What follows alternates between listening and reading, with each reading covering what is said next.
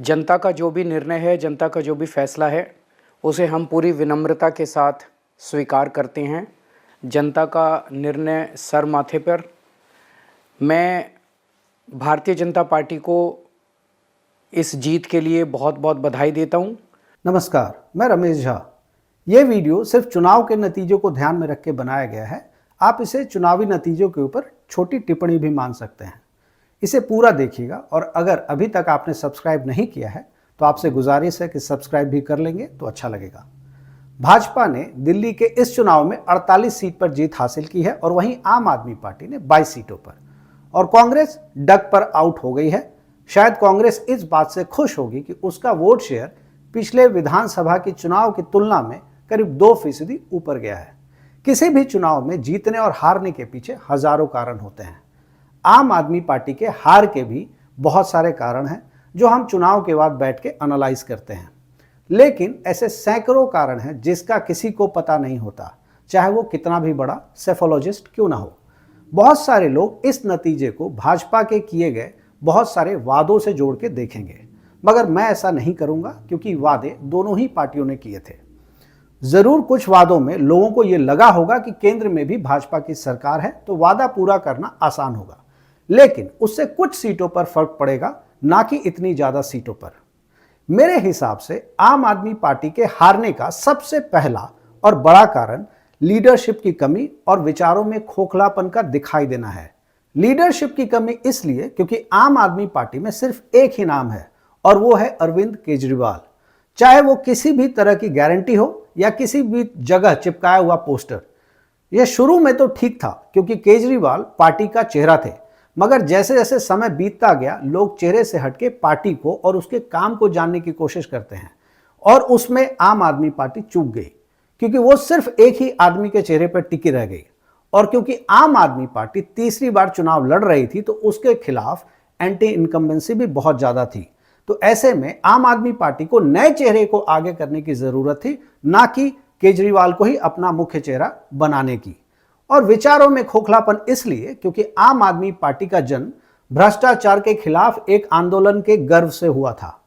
तो शुरुआती दौर में अरविंद केजरीवाल ने वही आचरण रखा जो एक ईमानदार नेता को रखना चाहिए, जैसे कि वैगनार से मंत्रालय जाना, किसी भी तरह की सुख सुविधा से इनकार करना वगैरह वगैरह। We never said there is anything wrong in it. Are they using red lights? They're not using red lights, but they're using the official cars. हाँ, so we never said कि कार तो आने जाने के लिए जो आपने घर लिया है उस 10 कमरों का नहीं, 5 कमरों का एक घर है और एक 5 कमरों का है। तो एक ही कमरे में, एक ही घर में रहेंगे। तो एक तो ऑफिस के लिए इस्तेमाल होगा, तो इसके लिए तो खुश होना चाहिए आपको। लेकिन शायद सुख का मोह या अपनी महत्वाकांक्षा को अरविंद केजरीवाल त्याग नहीं सके और फिर अपने घर पर लाखों का खर्च कर डाला। वैगनार छोड़कर बड़ी गाड़ियों में घूमने लग गए और मुख्यमंत्री रहते हुए किसी और जिम्मेदारी को नहीं लिया, और जनता शायद उन्हें और जिम्मेदार बनने के लिए कह रही थी और वो उससे भागते हुए दिखे। लेकिन कहानी यहां खत्म नहीं होती है। आम आदमी पार्टी ने पिछले 10 सालों में अपने आप को सभी ऑटो ड्राइवर के साथ जोड़ा या जोड़ने की कोशिश की, झुग्गी बस्तियों में रहने वाले लोगों के साथ अपने आप को जोड़ने की कोशिश की, और इसमें कोई बुराई नहीं है। और यह स्ट्रैटेजी पिछले चुनाव तक बहुत हद तक कारगर साबित हुआ था। आंकड़ों को देख के ऐसा लगता है कि इस चुनाव में भी उन्हें ज्यादा वोट इन्हीं तबकों से मिला है, मगर इस दौरान वो दिल्ली के मध्यम वर्गीय परिवार से अपने आप को दूर करते चले गए।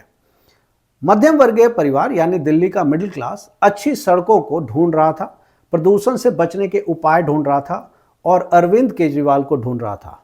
लेकिन अरविंद केजरीवाल दूसरे राज्य को या किसी और पार्टी को ढूंढ रहे थे ताकि अपना सारा दोष दूसरों पर मढ़ सके, और यह बात जनता समझने लग गई थी।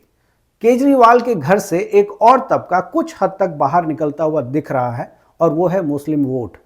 जिस तरह से मुस्लिम बहुल इलाकों में आम आदमी पार्टी का वर्चस्व कम हुआ है, वो इस बात को बहुत हद तक साफ कर देता है कि मुस्लिम आबादी 2020 में हुए दंगों के बाद आपके ढुलमुल और कंफ्यूज रवैये से बिल्कुल खुश नहीं थी। आम आदमी पार्टी को एक खास धर्म के वोटर के हाथ से निकल जाने का डर सता रहा था, और उस डर से वो अपनी जनता के साथ खड़ी नहीं हो पाई। दरअसल अरविंद केजरीवाल भी धर्म की राजनीति में डुबकी लगाने से नहीं बच पाए, और ये बात मैंने अपने पुराने वीडियो में कहीं भी है। मैंने वीडियो का लिंक डिस्क्रिप्शन बॉक्स में डाल दिया है, आप उसे जाके देख सकते हैं। मैंने अपने पुराने वीडियो में कहा है कि कांग्रेस दिल्ली के चुनाव में कहीं दिखाई नहीं दे रही है और ऐसा ही आज के चुनावी नतीजे में दिखा भी है। लेकिन ये कांग्रेस के पनपने के लिए अच्छा समय है, क्योंकि इस समय जो कांग्रेस से जुड़ेगा वो उसके विचारों की वजह से जुड़ेगा, ना कि सत्ता की वजह से। तो कांग्रेस को एक मजबूत कैडर मिलने का ये अच्छा समय है, अगर कांग्रेस कैडर को जोड़ना चाहे तो। लेकिन उसके लिए कांग्रेस को बहुत मेहनत करनी पड़ेगी और धीरज रखना पड़ेगा, क्योंकि आम आदमी पार्टी बहुत नई पार्टी है, इसलिए उसकी ये हार उसे दोबारा खड़े होने में बहुत दिक्कत करेगी और ये कांग्रेस के लिए अच्छा मौका होगा अपने आप को दोबारा मजबूत करने का। अब बात करते हैं 27 साल के वनवास को खत्म करके सत्ता में आने वाली पार्टी यानी भाजपा की। भाजपा 27 साल के बाद दिल्ली में मुख्यमंत्री की कुर्सी पर किसी को बिठा पाएगी और उम्मीद लगाता हूं कि जनता को ध्यान में रख के काम करेगी। चुनाव प्रचार के दौरान भाजपा ने अपने वादों को बहुत जोर से रखा और जनता ने उन वादों पर ज्यादा भरोसा दिखाया। जिस मिडिल क्लास को केजरीवाल ने छोड़ दिया था, भाजपा ने उसी को अपना नाव बनाया और दिल्ली पहुंच गई। क्योंकि भाजपा सत्ता में नहीं थी, इसलिए उनसे बहुत ज्यादा सवाल नहीं किया जा सकता है। मगर जिस तरह की राजनीति भाजपा करती है, उसे यह डर तो बना रहेगा कि दिल्ली में धर्म की राजनीति का मौसम आ सकता है। अब क्योंकि भाजपा जीत गई है और उनका दिन है, तो वो अपने जीत के बहुत सारे कारण गिनवाएगी। लेकिन यह ध्यान रखना चाहिए कि दिल्ली की जनता ने भाजपा को दिल्ली में तब भी बाहर रखा था जब नरेंद्र मोदी के नाम पर ज्यादातर राज्यों में भाजपा जीत रही थी। मतलब बहुत साफ है कि वोट मोदी के नाम पर नहीं बल्कि काम के लिए मिला है। दरअसल भाजपा के जीतने का एक मुख्य कारण मिडिल क्लास का आम आदमी पार्टी के घर से बाहर निकल के भाजपा के घर में चले जाना है।